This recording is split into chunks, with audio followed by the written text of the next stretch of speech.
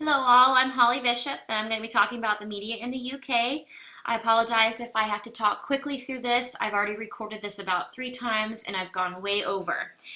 So, first, we're going to start off with media and the press. Just a quick synopsis: the media is considered the different newspapers, magazines, radio, and television. They are all the different media outlets. The press is all of the news media as a group. They are just, the press, everybody and all of their coverage. So all of the media in the British media are privately owned, except for the BBC. They are the British Broadcasting Corporation, and something to keep in mind throughout this presentation is that they are heavily relying on government funding. So do keep that in mind as we continue talking on. A major proprietor in British tabloids and press and media is Rupert Murdoch. He is from Australia and he owns about 175 newspapers around the world. Some things in the US that he owns are listed here: the Photobucket, MySpace, the Wall Street Journal, New York Post, all the Fox Broadcasting, the Big Ten Network, all the Fox Sports networks. He's just a big dude. Then as of 2011, he owns these British newspapers: The Times, The Sun, The Sunday Times, News of the World, and that's all from the News International.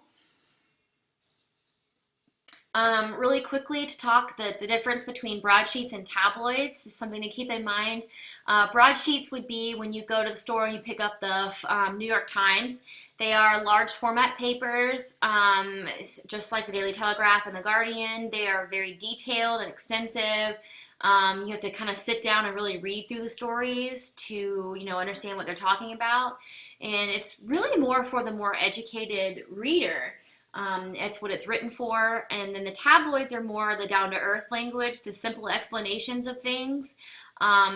They tend to be looked upon not as quite as reliable or impartial as broadsheets, I would say, in my opinion. And unfortunately, majority of people are starting to lean more towards tabloids because they just don't have time anymore to sit down and read the broadsheets. And so even the original broadsheet papers are starting to go more towards the tabloid format because they're trying to get more readers. And unfortunately, they're starting to look at this in the media as dumbing down. So that's just a little something to think about. So then we're going to talk about some theories of media influence with the British media. First is the reinforcement theory. This is pretty much where the media is just simply responding to what is already being demanded. So whatever the popular idea of the opinion out there is, that's pretty much what they do. They just give them what they've already believed. They give them more reasons to believe it. Agenda setting is when the papers only produce the stories that they want people to hear, and they purposely do not produce the stories that they don't want people to hear because they have their own agenda to push, hence agenda setting. Then you have direct effects, which is sort of like agenda setting, except they just write the stories so that even the most gullible reader is swayed in a certain way just simply because of the way that the story is written. So just an interesting thing to think about, and something that I sort of found reading through all of this is that the media, especially over there in the British media, they pretty much tell you if they are an agenda setting type of paper. Everybody sort of says this is who we support and that's what we're going to do. They're pretty blatantly obvious about it. They don't really hide it or try to pretend like they're being objective. It's pretty honest as far as the media goes. And then Stephen Barnett, a writer, identified 4 stages of British journalism, and I thought this was interesting because it shows the way that journalism has evolved through the years. So starting in the 1940s to the 60s was the age of deference. There was a serious respect among journalists and politicians, where if the politician just gave 2 sentences to the journalists for their newspaper, they were just in awe and just so grateful that they got anything from these basic gods. And then that kind of shows how people pretty much were back then. That's very similar to the type of people that the public was. Then when you hit the 60s and 70s, you get the age of equal engagement. There's a little bit more friction between journalists and politicians. The journalists kind of start getting a little more frisky, and the politicians kind of start getting a little bit more closed up. The age of the journalistic disdain came out in the late 1970s. Journalists started getting more aggressive, pretty much. That's the only way to describe it. Just even more aggressive than in the 60s and 70s. They just started really starting to, hone in on what they were talking about. And then Barnett says that we are living in the age of contempt now. Basically, that journalists are just constantly looking for damaging stories and politicians to admit horrible things. And then, on the other hand, politicians are always trying to avoid direct answers. They're not really giving us the truth. So it's just like a back and forth cycle that essentially causes the increased cynicism with the public. The public just doesn't really know who to believe anymore at this point. Then we kind of go into the Labor Party and the media. Like I said before, newspapers are just announcing who they're loyal to. So it kind of goes into the Labor Party started trying to win them over in a way, and it was like a giant fight.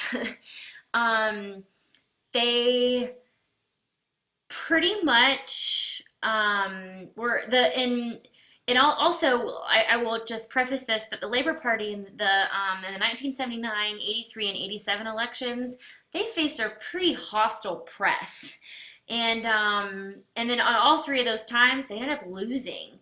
So they were trying to change everything and change the way that the things were working. So in comes Peter Mandelson. He pretty much developed the idea of the term spin doctor, whom, by the way, is not the same thing as a PR practitioner. I will preface that, as I am going to school for that. That is not what we do. But a spin doctor is someone who's employed to promote the image of a specific politician and party, hoping to generate the positive publicity and the appearance of negative media stories. And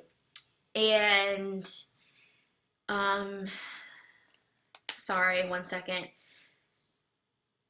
After the Labor's crushing victory in the 1997 general elections, the Blair government pretty much had an opportunity to kind of develop its relationship with the media a little bit better. They were doing deliberate leaks or formal announcements to kind of push positive publicity. And it just kind of started with the Mandelson approach. It was all about only giving the press the good stuff that you wanted them to see, and not really allowing them to get a hold of the juicy stuff. And that was pretty much his job. And then comes in Alastair Campbell. He was Blair's official spokesperson and director of communications. He was so close to Blair that people kind of talked about him as the deputy prime minister. And he actually kind of had to step down from his job even, because after all the things that he was doing, and especially only giving the press so much, he kind of became the subject of the media interest in his own right, and therefore he was not doing the job he was hoping to do. And that was all happening because journalists felt like their profession was under attack, because job as a spin doctor was only to give the boring stuff, and the journalists were trying to hand it right on back to the government. Another example of this would be Jo Moore. She was one of the special advisors to the Transportation Secretary, Stephen Byers. She actually sent out an email to somebody trying to say that it might be a good opportunity to basically bury big government announcements within the 9/11 terrorist attack media coverage, because there was so much other stuff going on. They thought it might be a good idea to do that. And so even when she came under attack, Stephen Byers refused to sack her. But then even more continued on. Both of them suffered scrutiny with the media, and they eventually had to both resign. And kind of the same thing with Home Secretary David Blunkett. He eventually resigned 2 times because of the stories that the media was putting out about him. The second time was when Blair he restored him in the cabinet after the '05 general election. Um, and that was kind of Blair's way of saying, you know, screw you to the media. I'm still going to bring him back. You can't do this to him again. And it did. So it just was an unfortunate situation there. Next is what happened was the Hutton Inquiry. Basically, what happened was Andrew Gilligan, a writer for the BBC, wrote a story called The 45-Minute Claim, and he basically was saying that the government must have known about the threat from Saddam Hussein after a after a an order was given from within the British government. He basically was saying that there was a source that he interviewed that basically was saying he told him that, sorry, I lost my train of thought. The government, that the government must have known, and he was just saying that there was no way that Saddam Hussein could have issued a threat against the British government after 45 minutes of a claim that they must have known ahead of time. And so there was a huge fight between the government and the BBC and Andrew Gilligan, this poor young writer. And the source, of course, Dr. David Kelly, who was a former UN weapons inspector, he was brought under fire as well. And there was an investigation, and the judge was Lord Hutton, a senior law lord. And his report was so biased, it was sickening.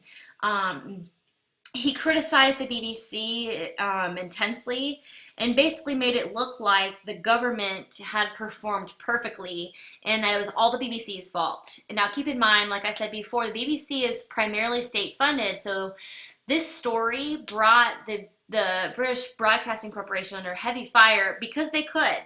Because they were state funded, and so the government took pretty much all antics at that. And so after this happened, 9 out of 10 voters looked at Hutton's investigation as a whitewash because clearly everyone could see that this was all just government controlled and that there was no truth in here at all. So this was just a crazy situation between the government and the media, that there was no truth anywhere. Moving on to the 2010 general election between Gordon Brown, David Cameron, and Nick Clegg. For the first time, there were televised debates. There were 3 of them on ITV1, Sky News, and the BBC. And somehow, the Liberal Democrat Clegg was portrayed as the winner, basically because of his way to interact with the audience and connect with them. And he kind of was given a little bit of a boost in a way. And then what happened in these debates, I guess because they just weren't used to it, I don't know. But Gordon Brown was intensely questioned by a woman in the audience, a voter in the audience, about she was very strong on immigration. And after the heavy, intense conversation between him and her, I guess he didn't realize his microphone was on, and he called her bigoted. And so he experienced heavy outrage from that, and essentially because of that, he kind of lost the election. Initially, David Cameron came around and he did win the election, but that wasn't after the media tried their hardest. They even brought in celebrity endorsements like Simon Cowell, and that was brought in by the Sun, who they were basically, they had announced, this was all after all of these several different headlines were screaming the day after it looked like Clegg had won, that he was just not right for it, that's just not what they thought was good, and it was just all about what the media thought. And quickly, in 30 seconds, something else that happened was a phone hacking scandal. Some of these newspapers were basically hacking into phones.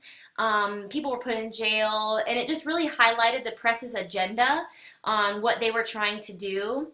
And it kind of made the other press afraid to cover the incident also because of in fear of Murdoch's response. And you can read more about that on page 112 of your book. Thank you for joining me. Sorry this was cutting it short, and good luck for the rest of the semester. Bye.